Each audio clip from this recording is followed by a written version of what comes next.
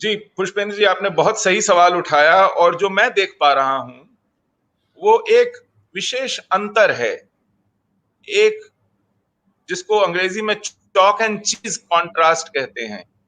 ये हमारे देखने का, नजरिए का, आस्था का अंतर है।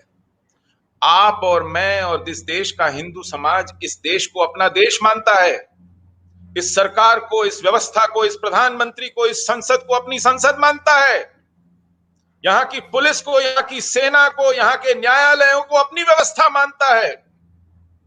इसलिए वो इनसे अपेक्षा पालता है, इसलिए उसको लगता है कि मैं अपने सामर्थ्य का, अपनी क्षमता का इनके सामने स्वयं आत्मसमर्पण करूंगा और ये मुझे जैसे चलाएंगे, जैसे रखेंगे, रहूंगा। लेकिन जो अन्य समुदाय हैं, क्योंकि वो इस भूमि से इतर आस्था रखते हैं, इस व्यवस्था के बाहर भरोसा रखते हैं, उन्होंने अपनी समानांतर व्यवस्थाएं पैदा कर ली हैं, उन्होंने अपने आप को इस व्यवस्था के समानांतर संगठित कर लिया है। वो यहाँ की पुलिस, यहाँ की आर्मी, यहाँ की न्याय व्यवस्था, यहाँ के प्रशासन, यहाँ के संविधान से ऊपर किसी व्यवस्था में आस्था रखते हैं और इसलिए वो वहां संगठित हैं, इसके समानांतर संगठित हैं। उन्होंने अपनी क्षमताओं का आत्मसमर्पण नहीं किया है, बल्कि उसका संचय किया है। उन्होंने अपनी कैपेसिटीज बनाई हैं और इसके कारण आज उनका प्रभुत्व दिखाई पड़ता है, उनकी आक्रामक दिखाई पड़ती है। वो इलाके की पुलिस के भरोसे नहीं है, उन्होंने अपने राजनीतिक दल पटा लिए हैं।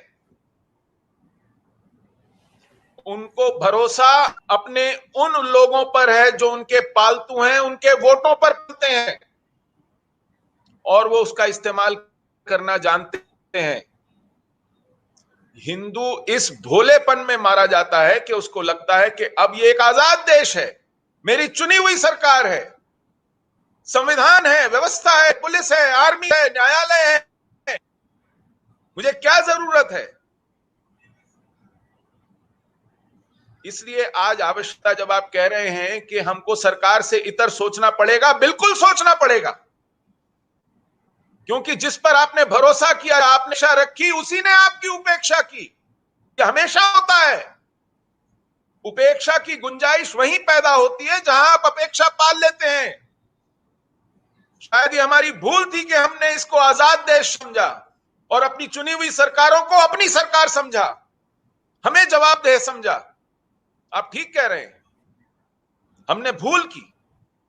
हमें नहीं मालूम था कि इस सत्ता अधिष्ठान के ऊपर भीतर से एक शिकंजा है। वो शिकंजा वोट के गणित का है, वो शिकंजा शत्रु से अनुमोदन प्राप्त करने की मानसिकता का है। ये एक बड़ा भयावह शिकंजा है, ये सबका विश्वास शिकंजा है,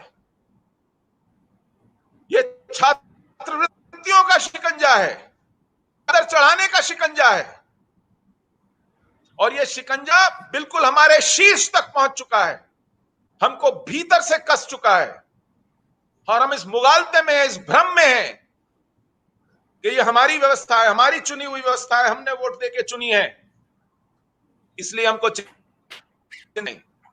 आज आवश्यकता यह है कि हमें सबसे पहले ये भ्रम त्यागना पड़ेगा कि हम किसी प्रधानमंत्री, किसी मुख्यमंत्री, किसी व्यवस्था के भरोसे रह सकते हैं। हमको 31 वर्ष हो गए, न्याय नहीं मिला सर्वोच्च न्यायालय से, याचिकाएं देने के बाद भी, बार बार याचिकाएं देने, और ही न्यायालय के लिए रात 2 बजे खुलते हैं। वही न्यायालय अजमल कसाब के लिए पौ फटने पर खुलते हैं। वही न्यायालय अफजल गुरु की फांसी को 8-8, 9-9, 10-10 साल टालते हैं। ये न्यायालय हमको न्याय नहीं देते हैं, ये व्यवस्था हमारे लिए नहीं है। तो जिस दिन हम अपना ये भ्रम निकाल बाहर फेंकेंगे, ये अपेक्षा पालना छोड़ देंगे, उस दिन हम खुद अपने स्तर पर संगठित होंगे, टोलियां बनाएंगे, अपनी क्षमता विकसित करेंगे, आत्मरक्षा की क्षमता विकसित करेंगे। जब तक वो क्षमता नहीं होगी, हम इसी तरह पिटते रहेंगे। हम संगठनों से अपेक्षा पाल लेते हैं। वो संगठन तो ऐलान कर चुके हैं, अपने घरों की छतों से ऐलान कर चुके हैं कि इस देश का 130 करोड़ पूरा का पूरा जन हिंदू है। तो फिर हरदंगा ही हिंदू है, आपको क्या परेशानी हो रही है? हिंदू ही तो हिंदू को मार रहा है। वो तो ये कह चुके हैं कि इस्लाम के बिना हिंदुत्व अधूरा है। अपने शीर से ये घोषणा कर चुके हैं, इसके ऊपर किसी को कोई मुगालता नहीं होना चाहिए, खुले में कह चुके हैं। तो हम किस भ्रम को पाले बैठे हैं? वो क्यों आएगा मदद के लिए? उसने तो अपना सिद्धांत बघार दिया है, कह दिया है। तो आज इन बातों पर आंखें खोलने की आवश्यकता है। मैंने वीडियोस देखे हैं जहां औरतों को बालों से पकड़कर घसीटा जा रहा है मुष्टंडों द्वारा, खून खौलता है। छोटे छोटे निरपराध बच्चों को फुटबॉल की तरह किक मारा जाता है। वो किसी पार्टी के सत्ता में जाने के प्रोजेक्ट की भेंट चढ़ गए हैं।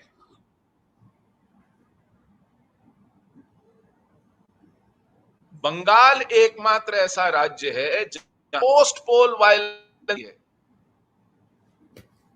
बाकी राज्यों में चुनावी हिंसा होती है, रैली में होती है, चलिए वोट डलने वाले दिन को हो जाती है, चलिए गिनने वाले दिन भी हो जाती है, तनातनी हो जाती है, लेकिन जब एक फैसला आ जाता है तो लोग अपना अपना भाग्य स्वीकार करके निकल जाते हैं।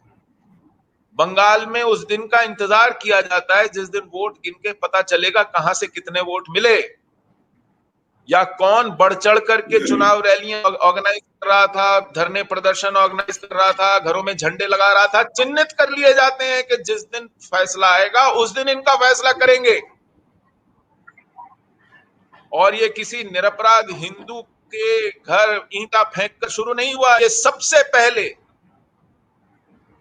नंदीग्राम में उस जीते हुए उम्मीदवार के पार्टी के ऑफिस को जलाकर, जिसने ममता बनर्जी को हराया था। ताकत देखिए, ये दुस्साहस देखिए।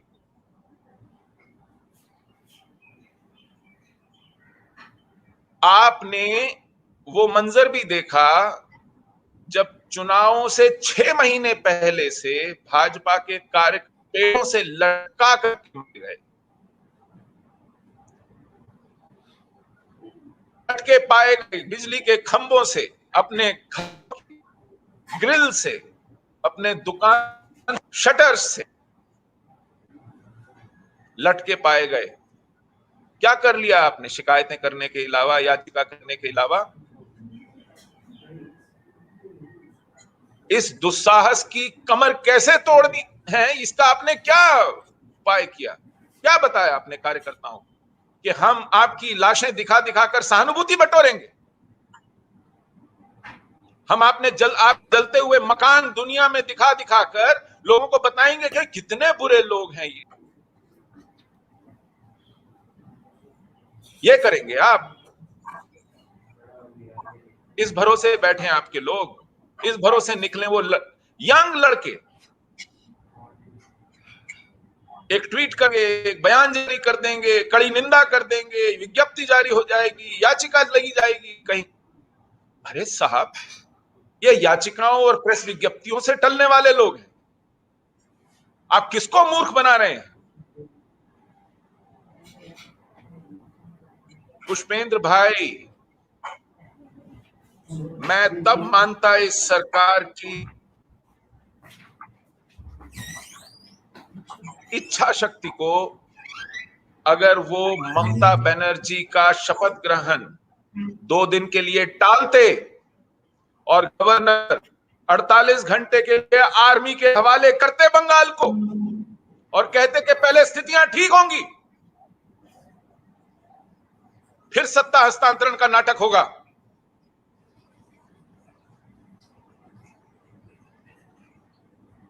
ये सब कुछ यथावत चल रहा है। चुनाव निपट गया, चलिए अगला प्रदेश कौन सा है वहां देखा जाए, यहां खेल खत्म। ऐसे नहीं चलेगा।